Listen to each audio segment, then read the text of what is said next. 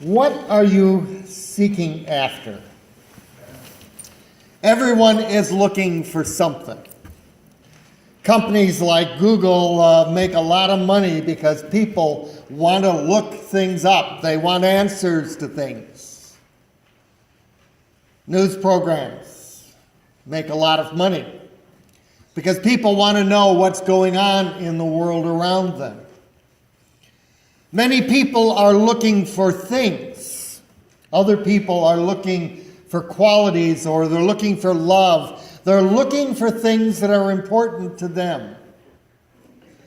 Unfortunately, many of the things that people are looking for don't necessarily bring them the joy they're expecting. Every parent knows that after you have run to every shop in the world looking for that super hot toy that your kids want, on Christmas, after they've played with it for a while, it seems to get put down. And very often, it wasn't as fun as they thought it was going to be. And many adults discover the things that they desperately wanted and thought would be meaningful for them don't carry the kind of joy and expectation, live up to the expectations that they have. What are you looking for? There's even groups like various match type of things on the internet, even Christian Mingle promising that you'll have the perfect match for you if you're not married. That doesn't always work out all that great either. A young woman was sitting in a coffee shop expounding on the idea of a perfect mate to some of her friends. She said, "The man I marry must be a shining light with my friends. He must be musical, tells jokes, sing, and stay home at night." And a little old lady who was a table away tapped her on the shoulder and said, "It sounds like my computer." Good luck trying to find someone who has those qualities, all those qualities. Sometimes we forget that we have to put something into a relationship. Someone can't come into our life, or something can't come into our life and do all the work. We have to do some of the work as well. A perfect mate is hard to come by. With the exception of my wife, of course. She was easy. You have to be quick on your feet sometimes when you say these things. What are you seeking? We're all seeking something. Our lesson from Matthew, the Gospel for Epiphany, is a beloved story that we know very well. It begins after Jesus was born in Bethlehem in Judea during the time of King Herod. Magi from the east came to Jerusalem and asked, "Where is the one who was born King of the Jews? We saw his star when it arose and have come to worship him." We know the story well. The Magi reached Jerusalem. They sought help with their search because the star had sort of taken them to Jerusalem, but they didn't know where to go after that. They went to the palace because that's where you're going to expect to find the birth of a king. Herod wasn't too thrilled to hear this question being asked. So he asked some of the leading scholars, and they gave the answer. And, of course, the wise men, the Magi, went on their way. But Herod asked them to let him know where this baby is. And, of course, the story is not the greatest story in the world.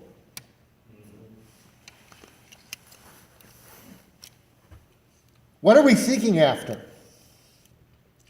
Let's begin by taking a look at some of the characters in this.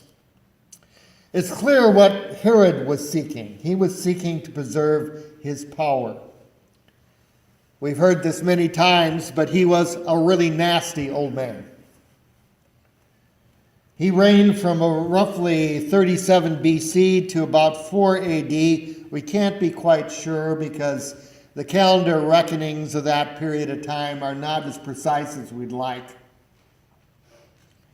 Jesus may have been born actually in 4 BC rather than 0 AD. Again, we're not sure of some of the timing, but we do know that Herod reigned for a long time, and throughout his reign, he really was a monster. He was always looking to stay in power. He put many people to death.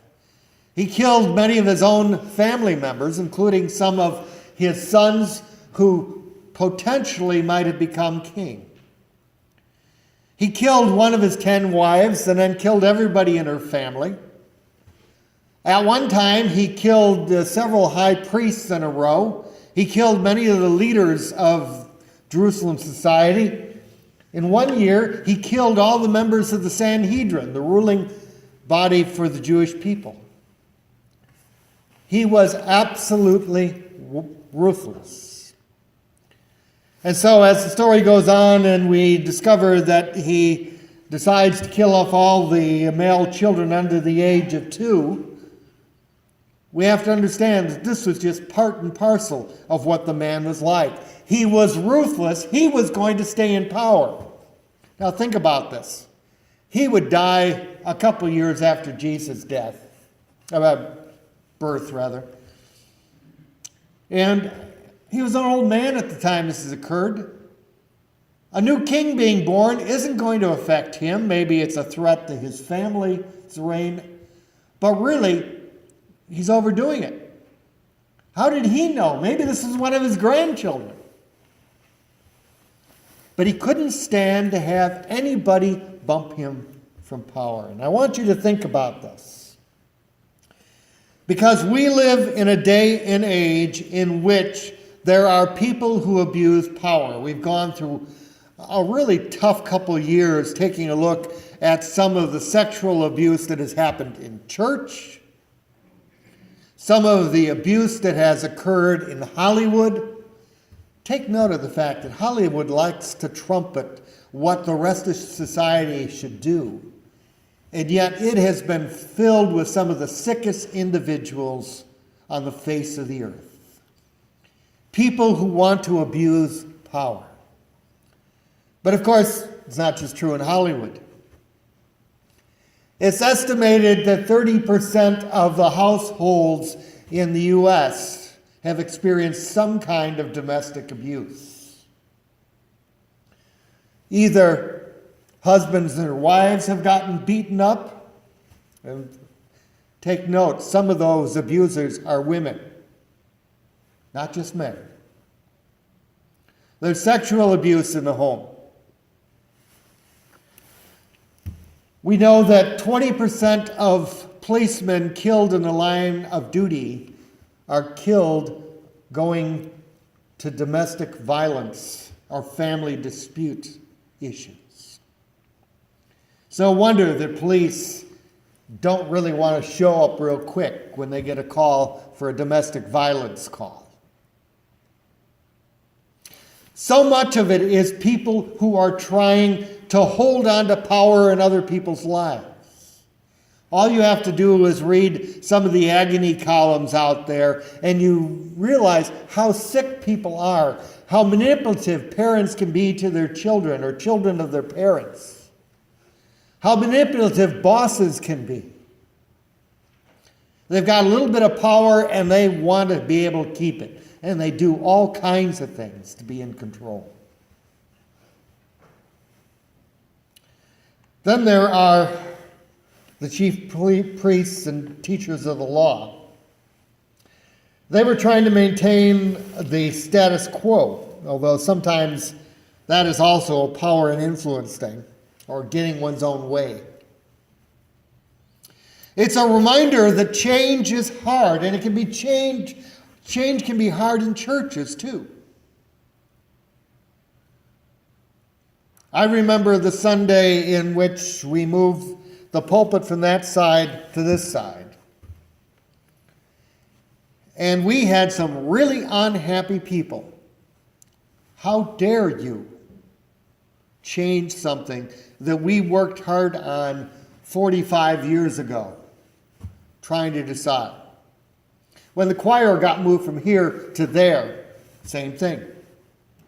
If you change the liturgy of a church sometimes, if you don't sing the right kind of songs and on, we have to be very careful. I came across a really cute little story. A young pastor had just been called to a rural congregation right out of seminary. On his first Sunday, everyone was on this side of the church. And at the hymn before the sermon, everybody moved over to the opposite side of the church. That went on a couple weeks. He asked people what we're doing. They basically would shrug their shoulders. That's what we've always done. It turned out that when the church building was built, they had a wood stove on that side of the building. When people came in, the building was cold, so they snuggled up to the wood stove. And then it got too hot, and so they moved over to the opposite side, conveniently during the hymn. They had no idea why they did it. The church building had been remodeled 3 times. After the first time, they got rid of the wood stove, but they kept on doing the same thing. We laugh about things like that, but then ask yourself, why do you do most of what you do? It's a habit.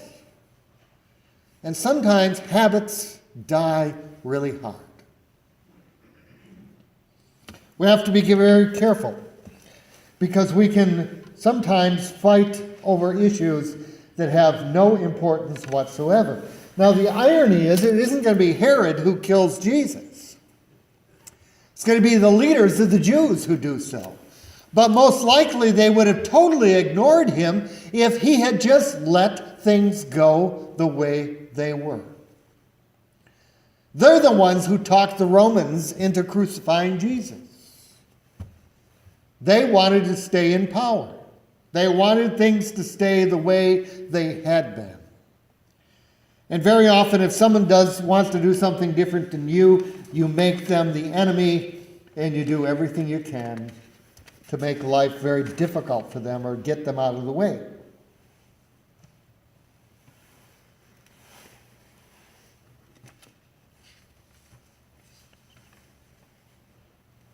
In his book, The Jesus I Never Knew, Philip Yancey talks about an experience of spiritual renewal and challenge in his life.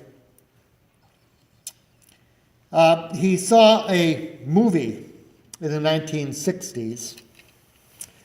It was called The Gospel According to St. Matthew. It was an Italian film. It was basically put together because that director got caught in the middle of a huge traffic jam in Florence, Italy. The Pope was in town, and it just messed up everything, and traveling was impossible, so he stayed the night in a hotel. And he chanced upon the Gideon Bible, and he was reading through the New Testament at the beginning, read through the Gospel of Matthew. And that was the first time he had ever read the Gospel of Matthew. He decided to make a movie using only the text from the Gospel of Matthew. Now, it was a little bit selective.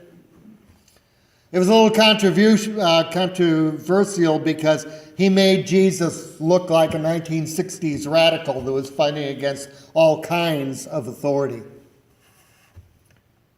But when Yancey saw it, he realized that his evangelical Christian upbringing, and at that time he was going to a Bible college, he realized if Jesus had said some of the things that he said in Jerusalem, he would have gotten kicked out of that particular Bible college.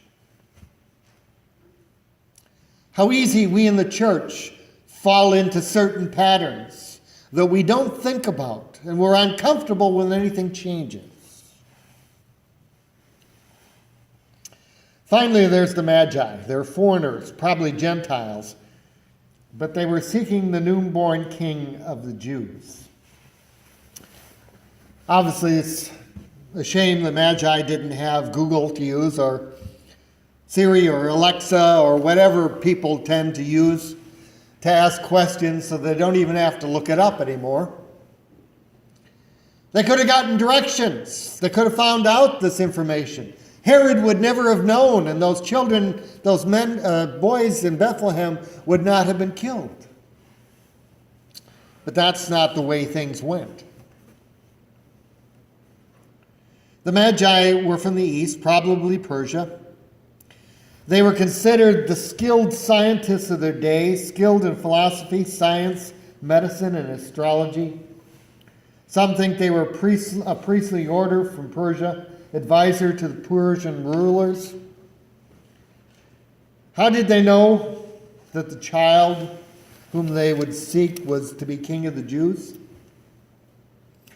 Well, it may very well have been because of the exile of the Jews into those areas of the country, first to Assyria, then to Babylon, then down into Persia as the various empires rose and fell. That there were Jews who were keeping alive the hope of the coming of the Messiah. Perhaps they had heard this.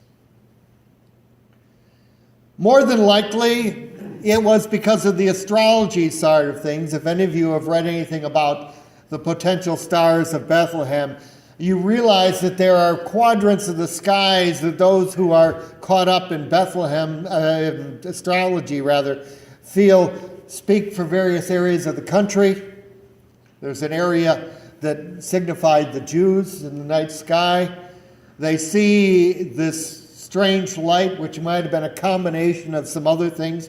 Remember, right now, Venus is very strong on the horizon. There are things that were perhaps combinations that made them think that from the side of astrology that something was happening. We really don't know, but what we do know is that they were seekers. And that's why we put the little star up here. Wise men still seek him. Are we open to what God is trying to say to us? Are we searching after the things of God? And don't underestimate how many people around you are seeking for some meaning in life that only Jesus Christ can give them. We have a great opportunity, but we have to think about this. We have to prepare ourselves. When people ask us questions in life, sometimes we give them lousy answers because we're not seeing it as a spiritual question. They may be asking a spiritual question. They may not even know they're asking a spiritual question. But if our hearts and minds are in tune to what God wants done around us, we will recognize them for what they are. These Magi are perhaps the very first Gentiles to show up in the worship of Jesus. They didn't know what they were looking for, but they found it.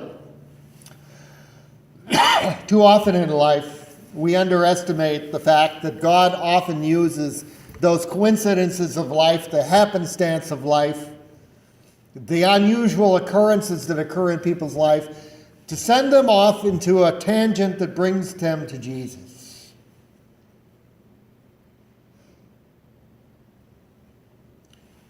Are we seeking after what God wants in our lives? Are we open to talking to other people about what God may be seeking to do in their life? To hear their questions, as I said, from a spiritual perspective. And understand that when they are talking about wanting the latest tech toy on the market, that maybe that's an opening to something else. Maybe it's an expression of a real deep spiritual need. And maybe our conversation can lead them to look at the things of God. Don't underestimate how many people around us are really searching. They don't know what they're looking for. Have you ever had that experience of looking for something and you're desperately trying to find something and you find something that, you've been missing for a long time, and you discovered that that was more important to find in that situation than what you were looking for? You say to yourself, oh, that's what I did with that. Many times in life, God wants us to find things we weren't really looking for. Sometimes it is a new purpose in life. Sometimes it is a friendship that will bear great fruit. Sometimes it is just one of God's ways of helping us pay attention to Him. Herod was seeking power. The chief priests and the teachers of the law were seeking to maintain the status quo, but the Magi were seeking the newborn king so that they may worship him. So I ask you one last time, what are you seeking? My guess is that you're here in part because you're genuinely seeking God. You realize the dangers in life of seeking anything else. And maybe coming to church has become very routine, but at least when you are here, God can sometimes get a hold of you. What are you seeking? The wise men came to Bethlehem looking for a king of the Jews. Our prayer must be, take my every thought, O Lord, everything I am and everything I hope to be, and help me focus on one thing, your kingdom and your righteousness.